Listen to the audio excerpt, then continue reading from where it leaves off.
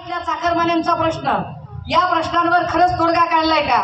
एकूण भिवंडी परिसरामध्ये 13 छोटी धरणं, 4 मोठी धरणं, एवढी मोठी धरणं असून सुद्धा धरण उशाला आणि कोरड घशाला अशी आपली परिस्थिती आहे. भिवंडीकरांचा पाण्याचा प्रश्न अजून सुटलेला नाही, इथल्या रस्त्यांचा प्रश्न आहे, अनेक गोष्टी आहेत.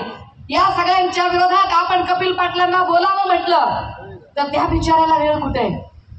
खरं तर पंचायत राजशी संबंधित खातं कपिल पाटलांना दिलं, पण कपिल पाटलांना त्याचा उपयोग करून घेता आला नाही.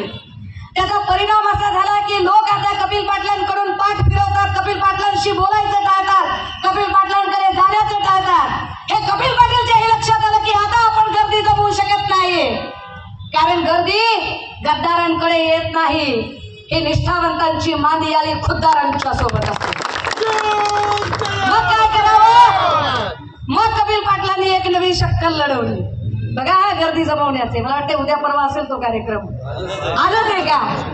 मग गौतमी पाटील, काय कपिल पाटील तुमच्या कामाचा प्रभाव राहिला, जर तुम्हाला गर्दी जमवण्यासाठी गौतमी पाटीलची गरज पडत असेल तर भाजपने गौतमी पाटीलला तिकीट द्यावं. कपिल पाटीलला कशाला तिकीट द्यायचं जर कपिल पाटीलची तेवढी पात्रता नसेल तर? म्हणजे मग गौतमी पाटलांनी तिकडे गाणं म्हणायचं, पाटलाचा बैलगाडा, आणि शिंदे फडणवीसांनी इकडे महाराष्ट्रात केला राडा, सगळ्या राजकारणाचा चिखल करून टाकलाय. दादा हो, हा मुक्त समाज याहीसाठी आहे की हा राजकारणाचा चिखल कमी करायचा असेल, कारण कमलं तेव्हाच उगवतात जेव्हा चिखल जास्त वाढतो. चिखल वाढलाय, जातीय द्वेषाचा, धार्मिक द्वेषाचा चिखल वाढलाय.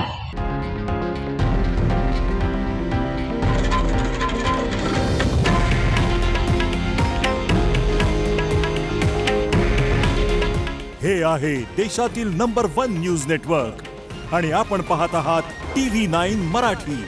काळजी तुमची, हित महाराष्ट्राचं.